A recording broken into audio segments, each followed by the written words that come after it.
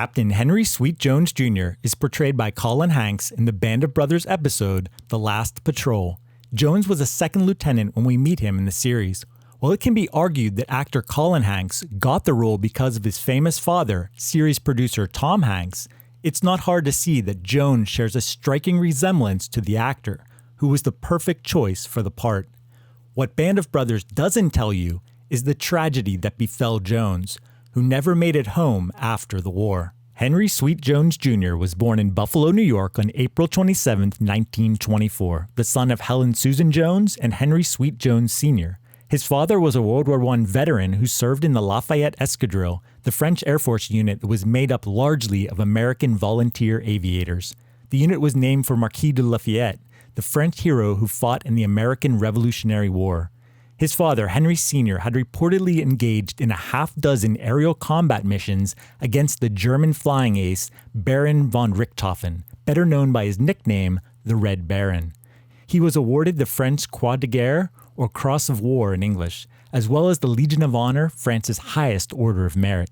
Needless to say, Henry Jones Jr. had some big shoes to fill. Affectionately known as Hank, he grew up in Erie, Pennsylvania and Dunkirk, New York with an appetite for adventure. This first manifested itself with an attempt to join the French Foreign Legion, perhaps in an effort to follow in the footsteps of his father and his father's role in the Lafayette Escadrille.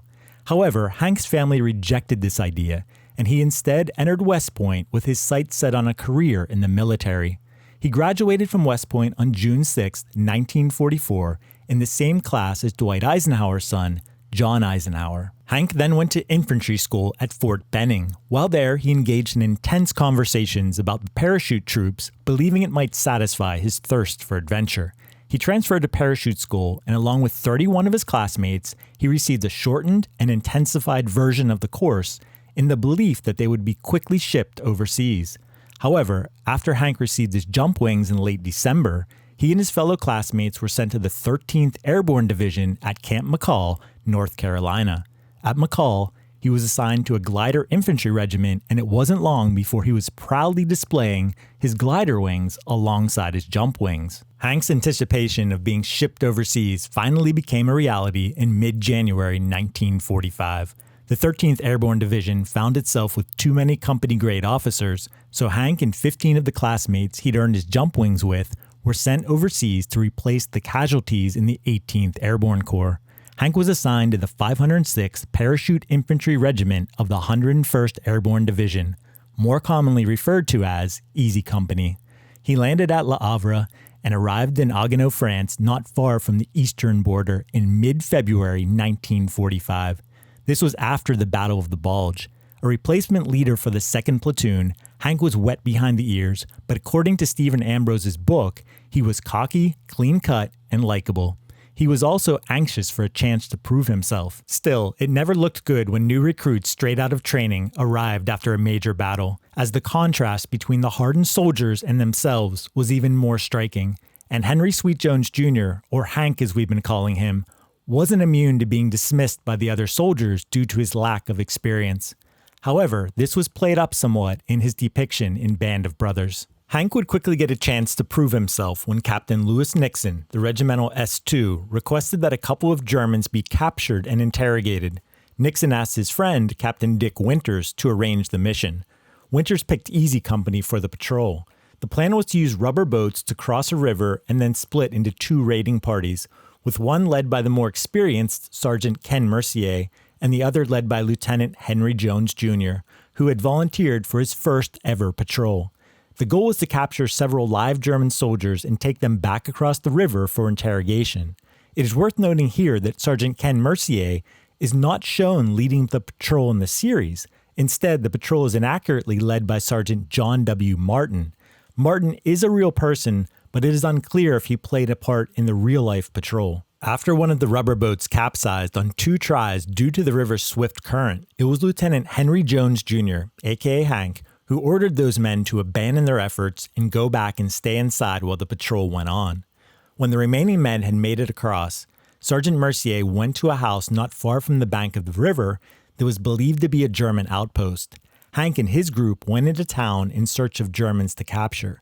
He wisely allowed the more experienced Mercier to take the lead in executing the capture of German soldiers in the house, where they were almost certainly located. Whichever group was first to capture Germans would blow a whistle to signal both groups to return to the river. When Mercier and the 8 men with him got close to the house, Mercier fired a rifle grenade into the cellar window. The men rushed the house and threw grenades into the cellar. They charged into the cellar so quickly that shrapnel from the exploding grenades hit Private Eugene Jackson in the face and head, piercing his skull and brain. His injury is depicted in the series. Private Jackson would die in the hours that followed. Sergeant Mercier and his men took 3 Germans prisoner, 2 of whom were unharmed. They met Hank and his group at the river. Prior to making their way back across, they decided to leave the badly wounded German soldier on the riverbank. They crossed in the rubber boats, and some of the men pulled themselves across in the water via a rope that had been strung across and tied on each side to assist the men in the boats. The prisoners were escorted back to Captain Dick Winters at battalion headquarters. According to Lieutenant Jack Foley, Second Lieutenant Henry Jones Jr. had performed well on his first patrol. Band of Brothers fictionalizes things a bit. In the episode The Last Patrol, Hank, who is eager to lead, goes along on the prisoner grab with 14 other soldiers from the 101st, but only as an observer. In the series, Captain Dick Winters does not trust Second Lieutenant Henry Jones Jr. and only decides to let him go after he realizes that Sergeant Malarkey needs a break. He was still required to have an officer on the patrol, so he allows Hank to go. The series places Hank in the background, despite the fact that he actually led one of the raiding parties in real life, taking his group into town to search for Germans to capture. The series also depicts Private First Class David Kenyon Webster, portrayed by Ian Bailey, as being part of the patrol. However, in real life, Webster did not go on the patrol across the river and instead took up a position to provide cover fire on the Allied side. Like in the series, within a week of the successful patrol, Hank was gone, having been promoted to first lieutenant and given a staff job at regiment. As cited in Ambrose's book, some of the men were critical at how quickly Hank was promoted, but he was a West Pointer and a member of the protected class. With the end of the war fast approaching, it was rumored that West Pointers like Henry Jones Jr. were being protected because they would be the ones who would staff the peacetime army. By the war's end, Hank had handled himself well in combat and earned 3 Bronze Service Stars. While leading a patrol, he was wounded, but still managed to successfully complete his mission, for which he was awarded the Purple Heart. After the fighting stopped and the Allied forces emerged victorious, Hank found himself with the 506th on the outskirts of Berchtesgaden racing for Hitler's Eagle Nest. With demobilization underway in the months that followed, there were plenty of shakeups in the ranks. Hank was transferred to the 508th Parachute Infantry Regiment in Frankfurt am Main, Germany. He spent a year in the 508th before being transferred to the 970th CIC Detachment Region 8 in August 1946, and he was promoted to the rank of captain.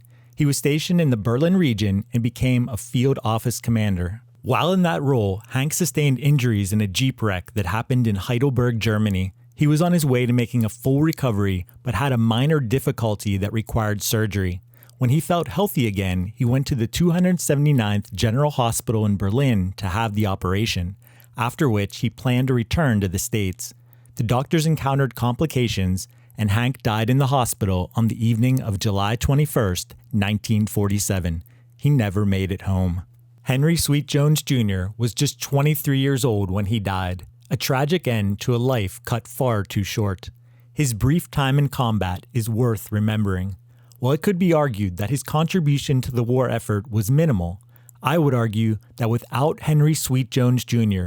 and many other brave men like him, the collective loss to the Allied efforts would have been staggering and would have easily altered the outcome of the war.